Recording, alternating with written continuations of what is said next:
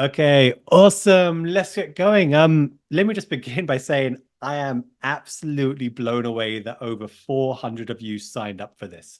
Like that completely is beyond my expectation. It's the biggest webinar we've ever done. And doing webinars is kind of interesting. Like you never really know how many people are going to sign up, how many people are going to attend. So I'm just absolutely blown away and thank you so much for that. That's the good news. The bad news is I've had a really bad cold the entire week and I've been coughing a lot today. So there's a very good chance I might not be able to get through all this. I don't know how long I can talk for, but I'm going to give it my best shot. And if at any point I can't go on, I'll record a version later on and send the slides through. But hopefully it'll work out okay. I'm as keen to find out if I can get through this as you are. Other than that, if at any point during the session you want to share your thoughts, then you can do so in chat.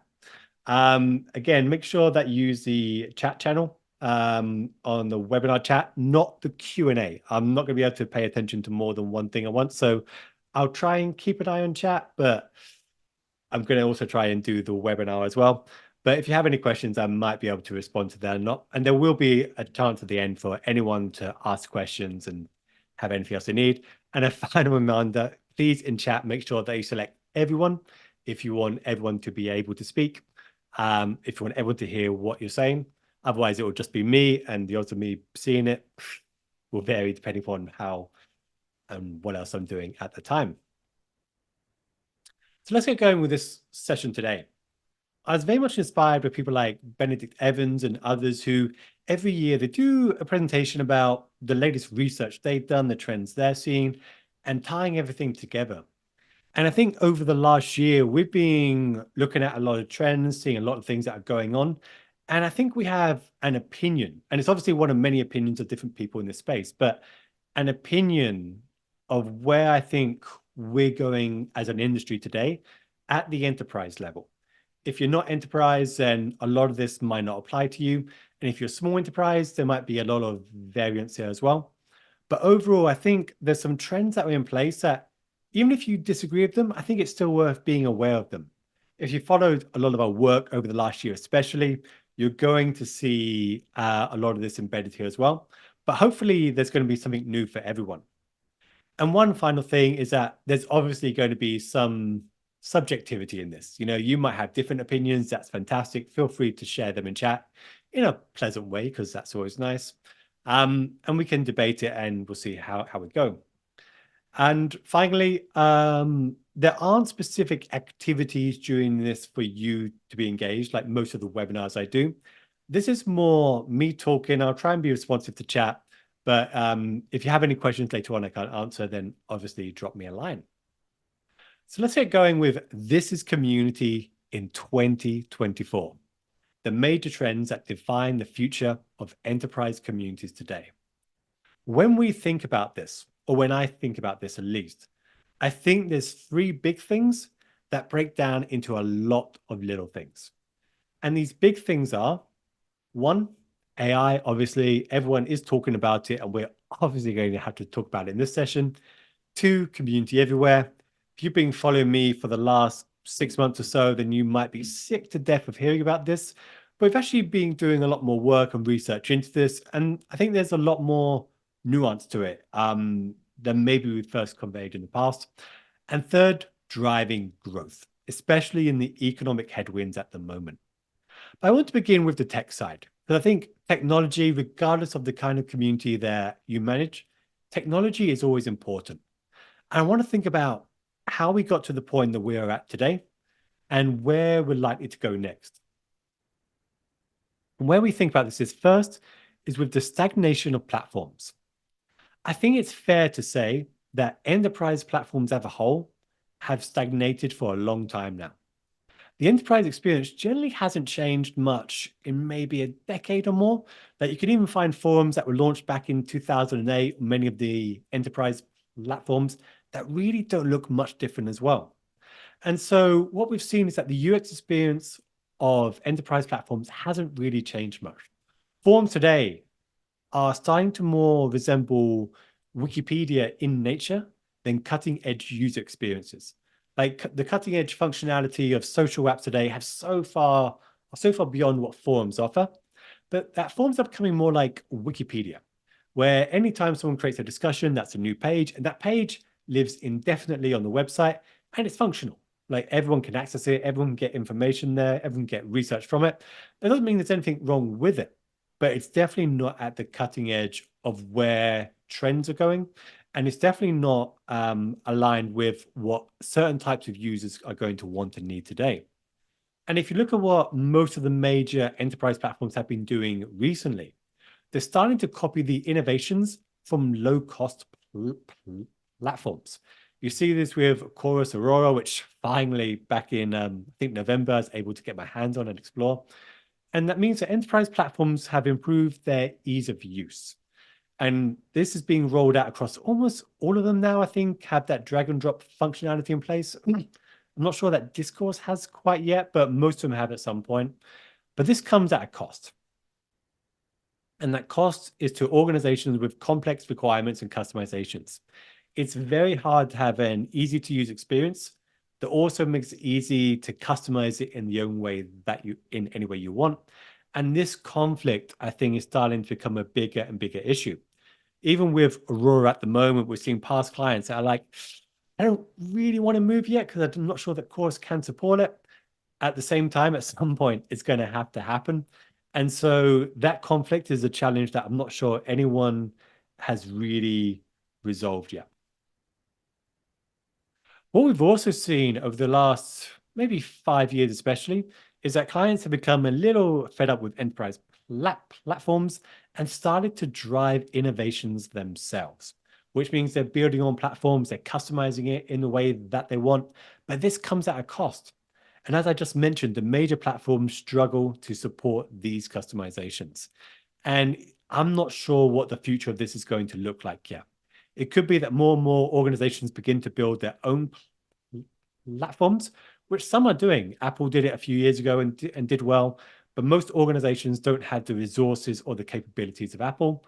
So it's going to be interesting to see if new tools will hop up that remove the need for this, or if other platforms are going to come along that simplify this. I think it's going to be a challenge, and I don't think many organizations have figured out how to solve this challenge yet. Some innovation has actually occurred at the low end of the price spectrum, but at the enterprise level, this is being limited so far. There's definitely interesting things that Mighty Networks have been doing, Influitive have done, Superwave have done, Zapnito, Better Mode, Hyperite, Circle, Flarum. All these new entrants often succeed in offering a simpler experience. It's more of a social media style experience. They don't have the baggage and the legacy of everything that came before, but they tend, not always, but they tend to be targeting creators, course makers, associations, alumni organizations, and smaller organizations. I don't think many, if any of these, are ideal at the enterprise level today. And it's going to be interesting to see what happens in the future. What we know from 10 years ago is a lot of the platforms back then didn't survive. So it'll be interesting to see what happens in the future with these platforms today. I'm going to have to drink a lot through this to save my voice. What has been interesting over the last decade, I think, is that the real UX innovations have been driven by new platforms offering a very different experience. If you think about how communities have changed from, say, 10 years ago, I think the introduction of tools like Discord, Slack, maybe the meetup tools like Bevy as well, they're the ones that have driven change in how we tend to engage with each other. Social media tools also come along with this as well. We'll talk about that a bit later on. What I think this means is that there's a use case that forums don't satisfy well, which is where people just want to hang out and chat, where they might not want to begin a discussion with a question or a topic and have to create a page for that topic, but they just want one page where they can chat the same way that you'd chat with friends and peers. And I think there's a use case for that. And this isn't always new because chat rooms have been along for a long, long time. But I think technology is called up to be able to integrate with different tools and options and create a range of possibilities that's really exciting. And I think what we see in Discord and elsewhere is probably what's going to permeate through other platforms as well. I know that Discord now enables chat. I mean, I know that Discourse, sorry, now enables chat. It's going to be interesting to see if that gets picked up or not. But I think offering a chat experience is going to be something a lot of enterprises that aren't focused on customer support are going to have to consider. I don't know if Slack is the best platform for that or not. I don't know if Discord is viable at a enterprise level for huge organizations or not, but someone is going to have to come along and fill that void and figure out how we satisfy that use case. Because if you don't just satisfy customer support, I'm not always sure that forums are the best option. Analytics has always been an issue. One of the things we've done recently is done a survey of your thoughts on a lot of the enterprise platforms that are out there. I don't know if any of you responded to that survey. One of the findings, which isn't really a surprising one, is that no one's really happy with the analytics of the platform that they're on. And so it's not a surprise that we've seen Common Room, Orbit.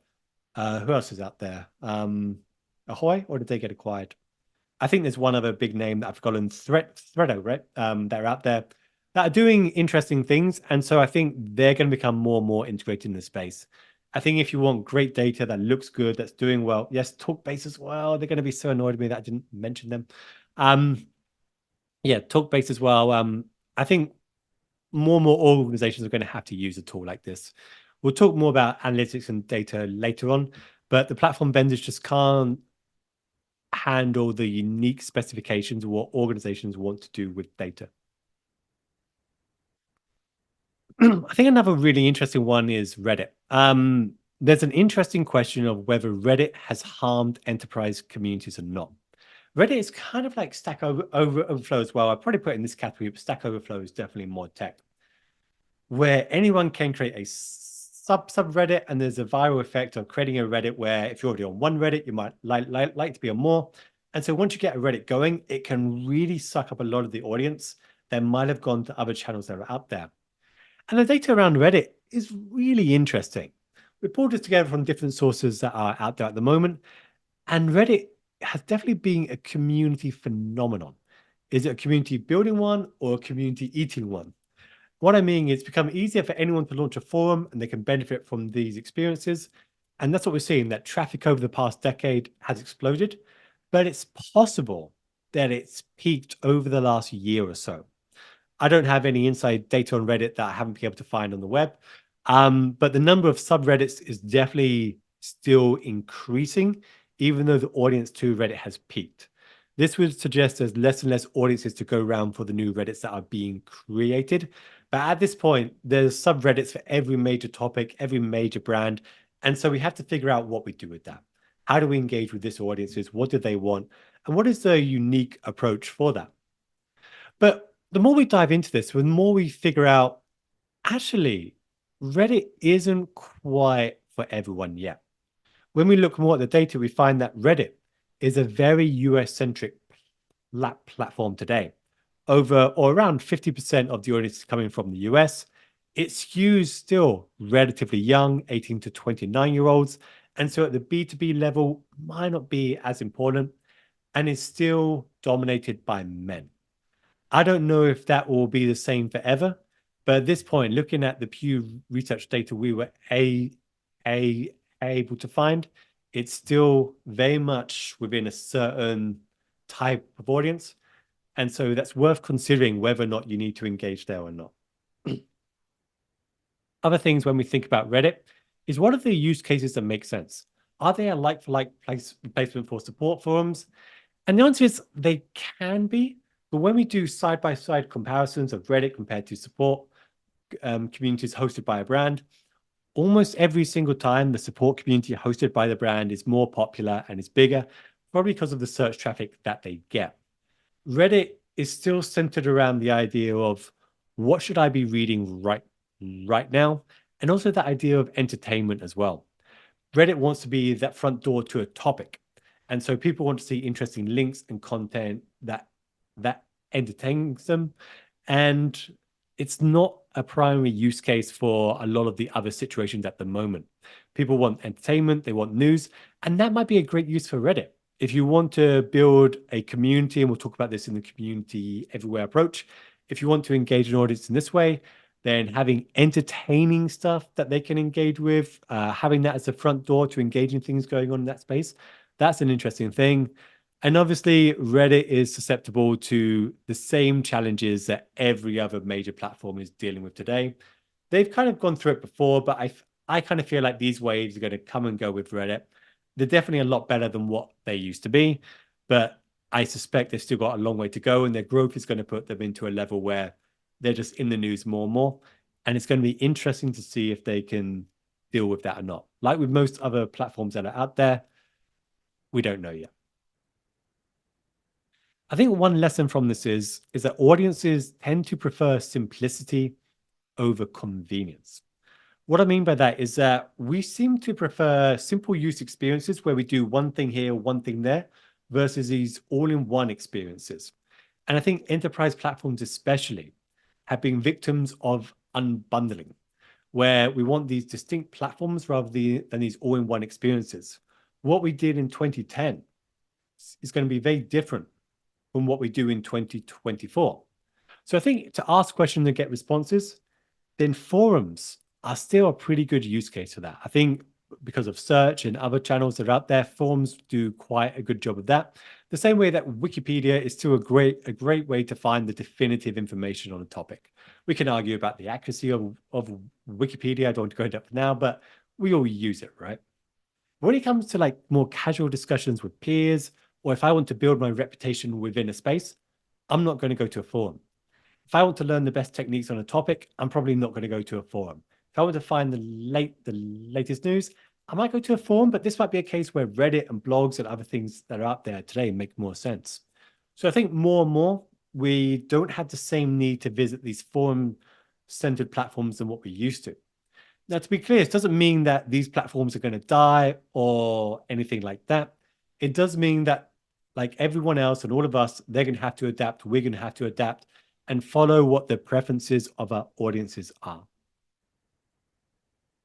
Part two of this is that I think we're reaching the end. Actually, let's be honest, we have reached the end of the acquisition era now. So if we look back at the platforms that were a big deal in 2009, so this is the Forrester report on the left in 2009. If you were to look at that and predict who would win, who would still be around some 15 years later on, it would have been very hard to guess the winners and losers from this. But now, if we look at 2024, their latest report that came out, actually, I think it came out 2023, very much at the end of 2023. I think it's fair to say most of the new entrants today probably won't still be around in 5 years. I don't think there's enough customers to support the number of platforms that have recently emerged. So there's going to be some consolidation and a shakeout there. It's also interesting that no platform at the moment, according to Forrester at least, is strong or is a leader in that field the way that they used to be, which is funny because all these platforms are better than what they used to be. It's just that what people want has increased and no platform can quite handle that today. And so I think it's fair to say that we're going to see some consolidation here. When we look back to what it was in 2008 and look back to where we might be now, and honestly, this data is a little bit tricky. I'm trying to use web traffic to estimate this, and that's not 100% accurate. But we probably have a situation where some of these platforms are going to struggle. And where the growth in the sector has been in creators, course creators, event organizers. And that's actually where a lot of the new communities are emerging, where creators are leading their own communities, course creators are doing that, event organizers. That's where we've seen a lot of the growth in the last couple of years in this space. And it's also clear that the acquisition era is pretty much done at this point. If we look at all of the major platforms, with the exception of Discourse and maybe Salesforce Community Cloud, they've mostly been acquired. Intelligent was acquired. Jive was acquired by Lithium, which then merged with Spreadfast to be Chorus. Slack was acquired. Salesforce Community Cloud wasn't acquired, but became Experience Cloud. Actually, I think Salesforce acquired a company that became the Community Cloud, but I can't remember what it was. Vanilla was acquired in 2001. Insider was acquired by Gainsight. Discourse, I don't know. They told me they're going to stay stay independent, but that's also what the other platforms said before they were acquired. And then we've seen things like Mazinga, KickApps, Plurk, and LiveWorld. I think most of these are still around, but they're not in that same community space. Adrian mentions that Influitive were acquired. Yeah, I saw that just before this, but I didn't get a chance to update the slides in time. But yeah, Influitive were acquired. It's going to be interesting to see what happens to them as well. What's interesting, though, is that the acquisitions, when you hear about the prices that they've been acquired for, most of them were acquired for less than their previous valuations. And often they were acquired by companies that were younger than they were, which suggests to me that we've entered a very mature space where there isn't a huge amount of growth, and the big growth is now incorporating this into a bigger CRM, and we have to make decisions thinking about that. Enterprise platforms are now pawns in these CRM games, and so enterprise decisions about which platform to use are increasingly driven by the technology stack. This is me just guesstimating size. Like, I think Salesforce is actually many times bigger than the rest here. But you get the rough idea. Like, if you're making a decision, you can't make these decisions in isolation anymore. You can't just decide to pick the platform that you want, because an organization can't have a situation where everyone is selecting their own tool. So these decisions about platforms are increasingly decisions about what technology stack that you use. Acquisitions generally haven't improved the platform. In looking at our clients and looking at the data that we've been getting, I think with vanilla, there's been some disappointment. With Chorus, people have generally been unhappy, although that might change with Aurora. Intelligent, we haven't really heard much about. And Insided, it's still to be determined, but people generally haven't been happy with the acquisition. The idea that the company being acquired will get more resources and those kind of things tends to result in them getting less priority than what they used to, but that can always change as well. So finally, we get to AI. I'm definitely not an expert in AI. There's people with a lot more expertise than me, so I'll feel free to tread lightly here. But I think there's a question of, will AI rejuvenate these platforms or kill them? At the moment, we don't know. I think there's lots of people talking about this. Very few people actually doing it. And they are doing it in ways that are small improvements here and there, but there aren't any game changers yet. And I think this is going to be the year where that changes, where companies are going to have to show what they're working on, and it's going to be interesting to see what they show. I think what we're likely to see is that AI is going to be most important for organizations that have a high volume of training data, and they don't need a high precision in the answers. So if you have a high level of training data and a high level of precision, there's definitely tasks that AI can assist with. There's tasks that AI can automate if you've got high training data and you don't need a high level of precision. And then there's tasks where you have a high level of precision, but you don't have a lot of training data. These are the distractions, I think. And then there's other options as well with low precision and low volume of data. The way I would think about this today is look at your workflow. Look at the tasks that you do and figure out which of these 4 boxes these tasks can belong.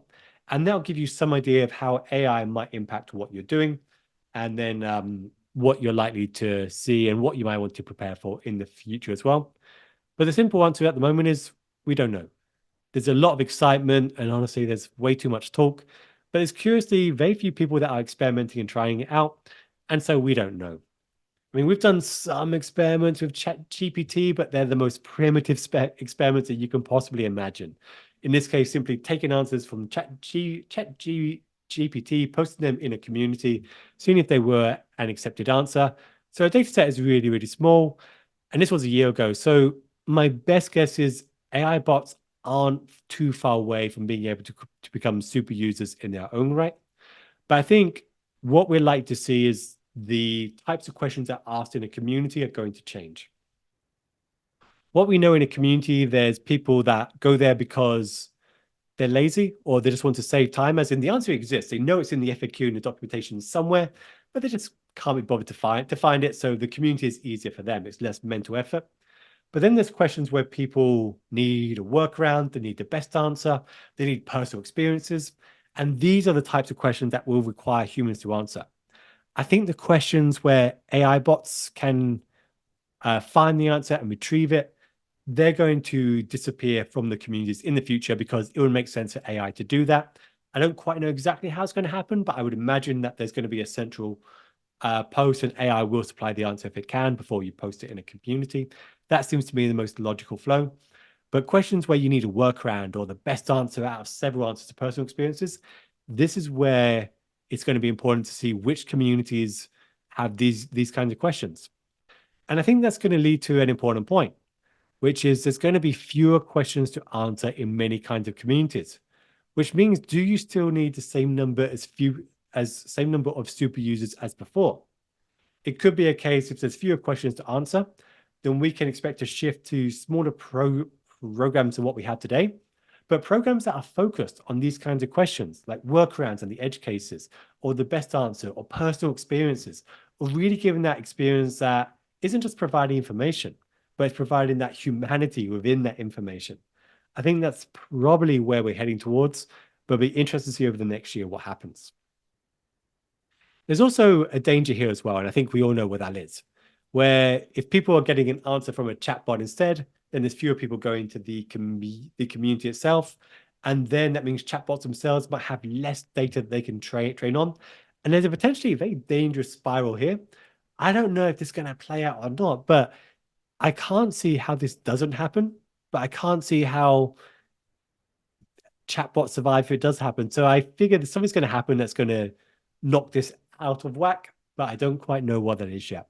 But I think it's definitely something to be concerned of at this point because, yeah. By the way, I don't think the answer is to prevent chatbots from reading your community. I don't think that's the answer. I think that's fighting against the current. But if you want to take that stance, then I understand that too. So we know there's certain ways that AI can help community platforms at the moment, maybe by preemptively suggesting content and connections, making sure experiences are customized to the individual, training on knowledge and providing great answers. But there's also ways that we can see that it hurts when people are turning to chat instead, when there's a decline in responses. ROI metrics could suffer as well. New platforms could emerge that are AI driven and don't have the baggage and the legacy. So there's a lot that could happen. And I think this year we're going to start to know what the right questions are. We're going to start to know what the contours of this is going to look like in the future, because today we simply don't know. I think in the short term, it really depends on your vendor, the size of your community, and the type of community that you're working on. AI bots require a lot of training data, so high volume support communities is where the biggest opportunity and also the biggest danger is. If you're low volume or if you're non-support, then AI will probably be a positive. You can save time, generate some resources. It'll probably help. But I think there could be an advantage for those that are integrated very tightly with other sources of data at the moment. And then I think the rest of us are just waiting. So I think monitoring the relationship between inbound search traffic and the popularity of chatbots will be interesting. But honestly, at the moment, we don't know. But by the end of this year, we'll probably have some idea. Part one done. Any questions at this point?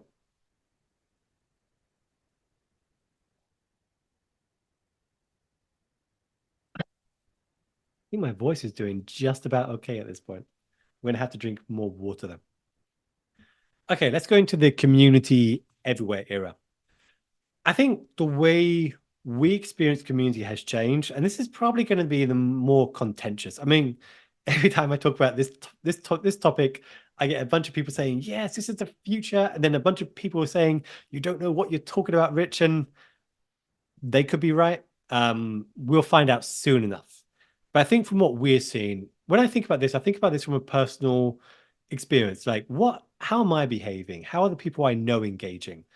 And I think very, very few of us choose to go to a hosted brand community today to engage. A lot of the discussions where people say hosted communities are the future coincidentally take place on non-hosted communities.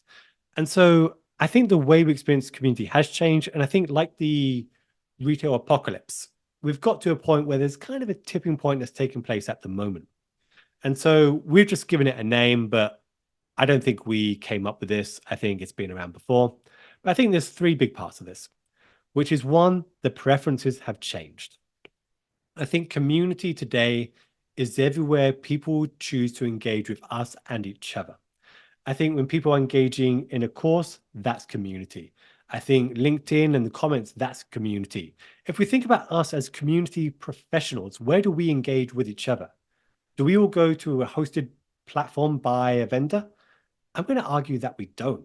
I think we engage with each other at events and courses and situations like this. So I think that's what community is for, not just us, but for most people today. I think Reddit's a community. I think, what is that on the right? YouTube comments. Yes, that's a community. So I think communities everywhere people choose to engage with each other. And that's why we see the same names, different places. And that's why I think we're heading more towards. And I think if your use case is just support, then this might be fine. You can have your hosted community and you can stay there and you might be okay. But I think if you want to expand beyond support, you're probably going to have to expand beyond a hosted community mindset. I think we have to take a member-centric approach rather than a platform-centric approach to things. I think in the past, we had a situation where for a typical person, where we went to get our needs satisfied as it relates to a topic or about a brand, we wanted support or connect with peers or have debates, we would go to a hosted community that someone set up and run. I think today that's definitely changed. I think today we're shifting very much into a member-centric approach where I don't know about you, but when I want a sense of belonging, I might go to events or group messaging apps. I'm part of several groups with community professionals on WhatsApp where we just chat and it's like private. No one knows about it except us. And I think that's what we're seeing more and more, dedicated smaller groups. I think for learning, we're seeing different platforms and opportunities that are emerging. We're seeing influencers emerge and continuing to grow their communities in different ways. We're seeing for support, hosted communities still make sense, but third-party platforms are still kind of getting a bit deeper and deeper in there. And I think for influence, we've got MVP programs, social media profiles, hosting events, all these things. And I think in the past, it was common to try and satisfy these needs on a single platform. I think in the future, we're going to see more and more platforms on the audiences that that the audience prefers to use.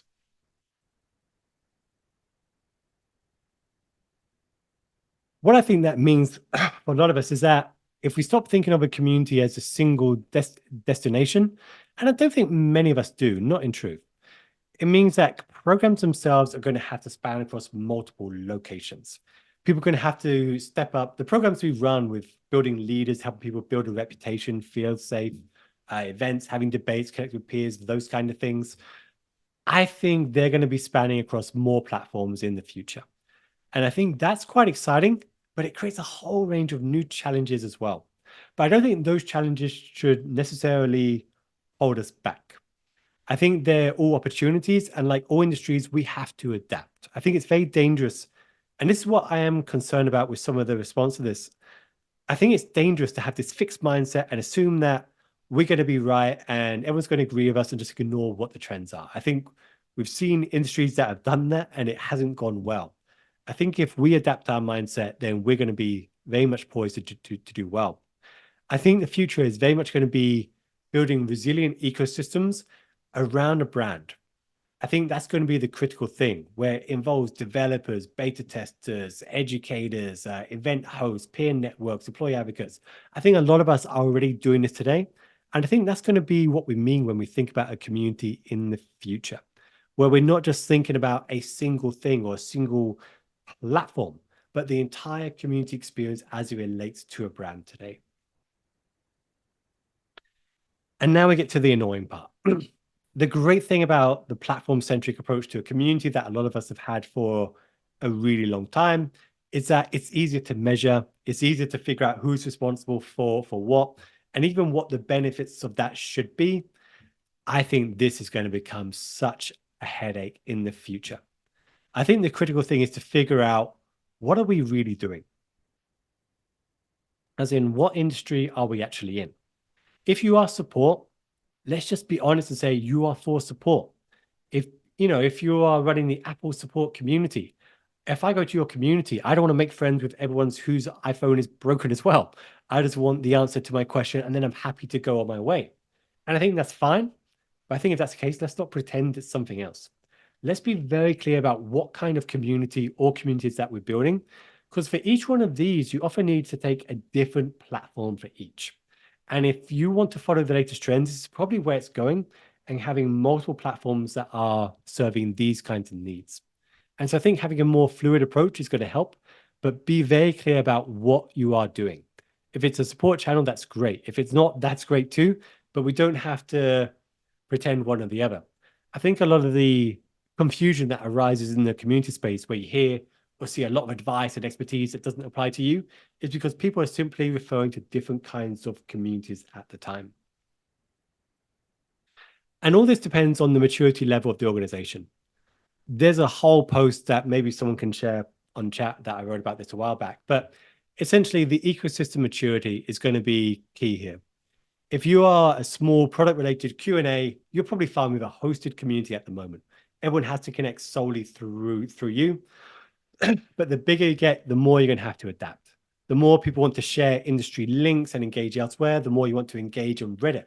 With influencers, you're not going to get many influencers engaging on your hosted community platform because they want to build their own platform and you have to support that and their audience and they want to grow that. So if you support that, you're going to succeed. All of this, honestly, is going with the trends. And if you go with the trends, you're going to do so much better than if you don't. I think hosted communities remain the best option for most brands right now. And I say that with a caveat because most branded communities are customer support based, but the larger you get, this begins to change. We see it with brands like Sony, maybe Sonos and a few others today, where they've got a lot more engagement in all these Facebook groups outside of their official community at the moment. And this raises really interesting questions. What do you do in support groups created by people not affiliated with you and a profit motive answer more questions than your community?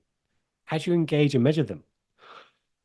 What does it mean when like a massive user group is run by someone that works at an advertising agency? These are questions that are going to be really interesting to answer in the future. I don't know yet, but I think there's some interesting things that are beginning to happen here. Okay, now we talk about the other really challenging part of this.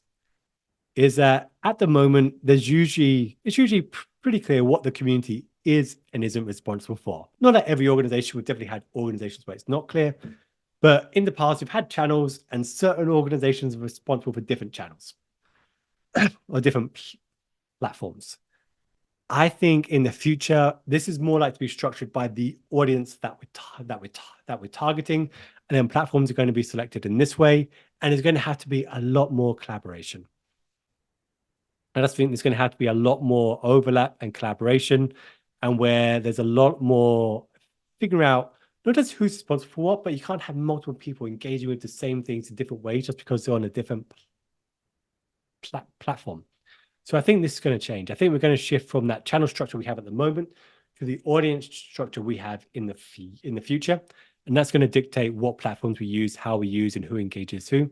But I think that's quite exciting. I think that opens the door to do some really exciting stuff for us.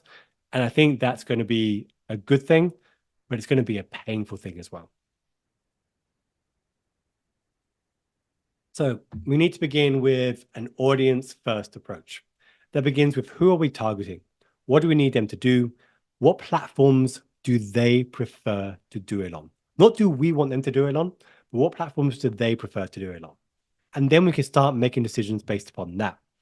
If we know that there's shared goals, then we can collaborate together and we can select the right platforms for the behaviors that we need them to do, and then have the right strategy to match. A lot of the goal is still relatively the same. We still want to be increasing engagement. We still want to be improving the sentiment as well. I think that still remains the same, but I think we're going to have to take a little bit more of a flexible approach to this and really figure out what is the audience, what is the goal, what is the behavior, what is the right platforms that make sense, and not begin with the platforms that we seem to do today. Okay, final section. Driving growth. My voice is hanging in there just about. Okay. So I think there's no surprise to say that budgets have been cut. Layoffs are continuing, and I don't think budgets are going to return to what they used to be in the future. I think as long as the interest rates are higher than what they used to be. And by the way, just in case it's not clear, we've gone through a historically incredible era where money was essentially free. And that's unlikely to return again. I don't think. I'm not an expert, but I don't think, looking at the trend line, that we're going to go back to where it was. And so we have to figure out, what do we do when there's less money? I think community programs will need to do more with less indefinitely. Some of the major vendors, the major organizations might not fall into this, but for most of us, I think this is going to be the case. And I think we've got to be better at prioritizing the platforms. Some communities were overstaffed, in my opinion. And it's been interesting how, even with some of the layoffs, that hasn't always had a massive negative effect on the communities. And so I think there has been some rash decisions with the layoffs, but I think some adjustment was necessary in some of these places. And so it's becoming more and more important to figure out, what are your priorities? What are the programs that have the biggest impact? And making sure that we're optimizing for them. There's always more things that you can do. And there's always a temptation to ask for a bigger and bigger budget. That also makes you a bigger and bigger target when there's time for a budget cut as well. So I think it's really important to figure out, what are the things that have the biggest long-term impact on the most people. And when it comes to your technology, really doing your UX research first. Like, really doing this research. Otherwise, it's very difficult to figure out where you focus on that have the biggest impact. I think it's possible that layoffs may reduce the salaries as well. What's interesting is that this isn't reflected in the surveys yet. Looking at the salary surveys that we've had over the last year, it doesn't seem to have had an impact yet, but the sample sizes are relatively small here. But what we typically know is that if there's a lot of people that's looking for a job and there's fewer jobs to go around, we would expect the salaries to decline. What's interesting is up to 40% of the industry is conceivably considering consulting or freelancing in the future. I don't know how that's sustainable. Like, I think there's a temptation where if you lose your job, you're going to be a consultant instead, and do that if that makes sense to you. But if you think it's easier to get clients as a consultant than get a job, I think you might be disappointed here. But we'll see what happens. I'm not sure what's going to happen at this point. I think the big thing, though, is that we're seeing a shift from saving costs to driving growth, which is more and more communities need to prove they can grow revenue, not just reduce costs. Like, this shift from cutting costs to driving growth is going to be key. And I think that's especially true when communities become more and more expensive to run.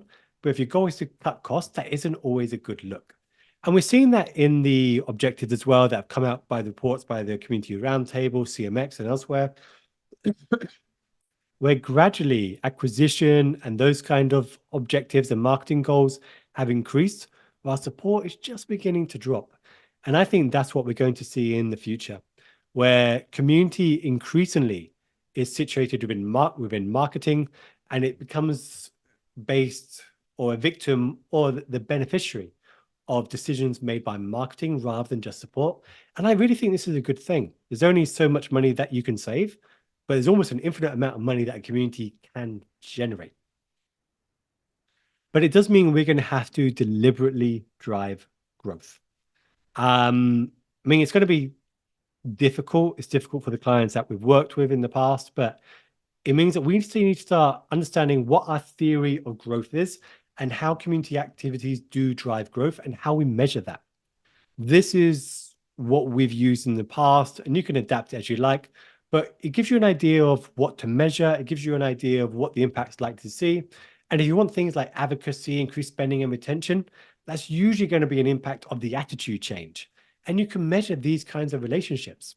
And we'll talk more about measurement in a second, but you've got to start aligning the activities in a community to very deliberately drive growth.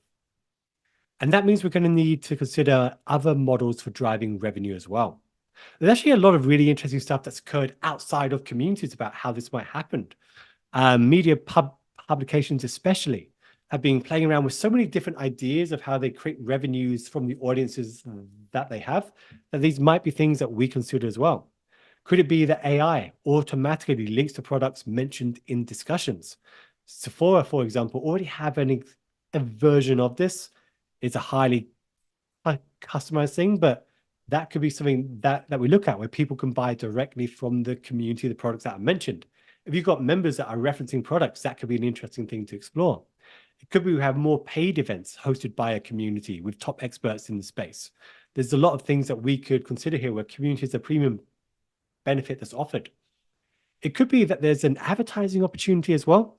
I know we might not want to think about this, but a lot of communities have audiences that rival that of major media publications. And if Uber can sell advertising in their app, is it a case where these spots here might be valuable to partners of these kinds of organizations as well? I don't know. I'm just throwing ideas out here, but it could be some innovation in this space. Now my voice is beginning to go. I think one of the critical things that we can all start doing right now is a push to create more ratings, reviews, and testimonials. Community is such an amazingly powerful driver of social proof, validations, independent, authentic voices that can drive revenue further down the line. If you've got your members posting reviews and testimonials on your behalf, that's a huge win. And it doesn't take much to do. QuickBase, I think I wrote about them in the Indispensable Community book. Like they did this and became top of their category as a result. They've got millions of dollars of sales from doing this, something that most of us don't even think to do. And there's huge opportunities here. There's lots of things that we can do to encourage more reviews and testimonials, and then see where we might embed that across the whole buyer journey. I think taking community content or community activities and figuring out how that embeds across the whole member journey or the buyer journey, that could be a huge win. Sephora, if you look at the product pages they have today, they're already doing this. They're already embedding community content in the buying pages itself. If you've got your members that are engaging on Amazon, responding to questions, that's a huge win as well. So I think things like this could be really, really interesting to explore.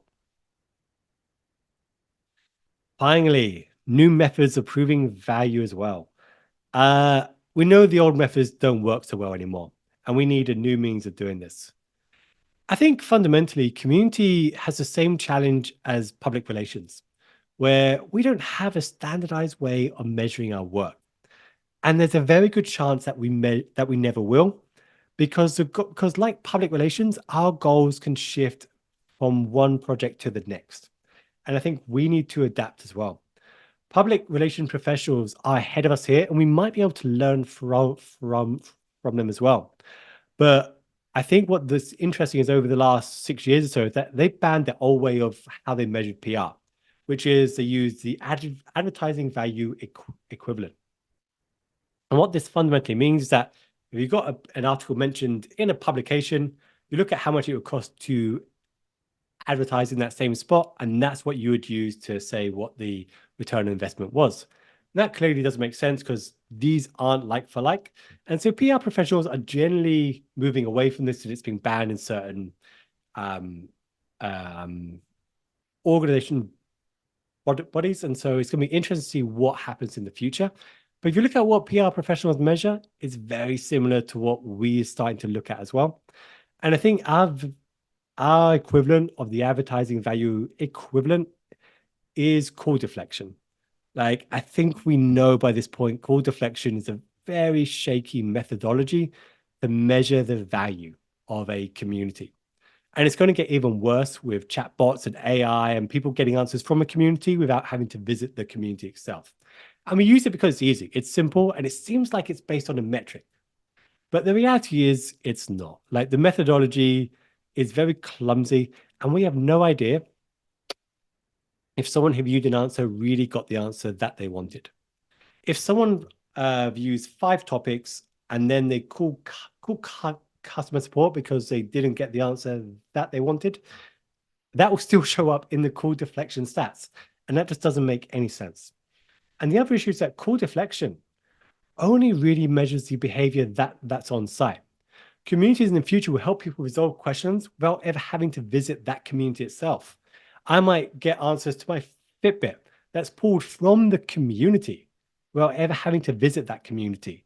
And call deflection just doesn't account for this. So we need a different way of measuring this, and we need a different thing to look at here.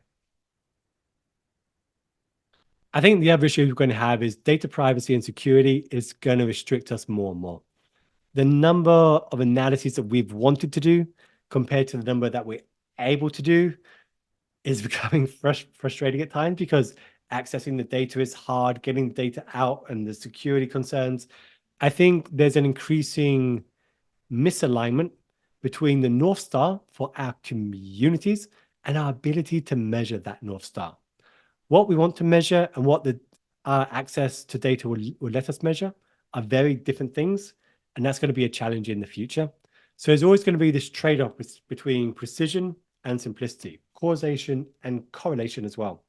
And that's never going to get resolved. I think it's become more difficult. And so what does that mean? I think it means one of two things. One is that there's probably going to be a shift from what we're measuring at the moment to maybe more metrics of how the attitudes have changed. I think that's something that's likely to happen. I think we're going to see two things emerge. One is these quick and dirty methods to prove the value of a community.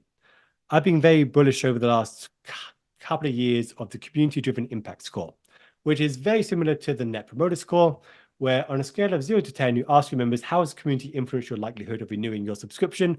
But you can change the answer to anything that you like, improved your ability to achieve your goals. I mean, you can change the end of that sentence to anything you like. And measuring that and multiplying it by how many people visit the community, this gives you a very easy, quick and dirty score that can be applied and measured indefinitely. I like this because it's specific to a community and it makes sense to me. I think we're either going to go in this direction or we're going to invest in actually doing it right, where we look at what PR professionals actually do, and then we see what makes sense. So we're going to see a small number of mature, well-funded communities will develop better methods than what we have at the moment. We've been doing this for our clients in the past, where we look at what the forecast is, whatever outcome that they want, and then we look at how the community has impacted that forecast. So has it changed that trend line or not? And then we can say whether the community is having an impact or not. And there's a lot of great statistical techniques that you can use this. It will never be definitive. Unless we do a controlled experiment, it will never be a definitive thing, but it's so much better than what we're doing at the moment. And if we begin adopting this standard now, looking at what the forecast is and then seeing how the community has impacted that, we're going to be in a much better place than what we are we're going to be a much better place in the future than what we are today. Sorry, this head cold is killing me today. Okay, let's wrap things up because I know we're very short on time. I think there's three big things. It's time to implement AI now. Like, enough talk. I'm done with the talk. Let's start exploring it. Let's see what the major platform vendors are coming through with and whether it's going to change the game or not. Two, community is everywhere now, but your ecosystem is going to drive how important that is to you at the moment and when you need to adapt to it or not. More and more of us are going to have to adapt to this, because just think about how you engage with communities today, not the community that you run, but any community you engage with today. We've got to be at that level in 2024. And three, we've got to drive growth. There's only so much money that we can save, and we're putting ourselves in a very small bucket if we do that. It's time to drive growth and using a community to drive growth. So thank you so much for listening. I'm so happy that I got through it. Let me just do the promotional thing. We want to help you. Like, we know that things are changing. We know that strategies need to change, your experience needs to change. Improving your value is as important as it's ever been. So get our help. Like, we can get you aligned with this. We can get you up to speed with this. We've done it with so many clients. Many clients are on this session right now today. If they want to say hi, they're welcome to. But we've done it for so many organizations, and we'd love to help you as well. You know who I am, so I don't need to dwell on this part. But if you want to reach out to me, richard@feverbee.com. Thank you so much, everyone. I'm going to stick around for some questions if you have it. If you have any, I haven't been able to follow chat. My head is really fuzzy, but I'll do my best to answer them if I can.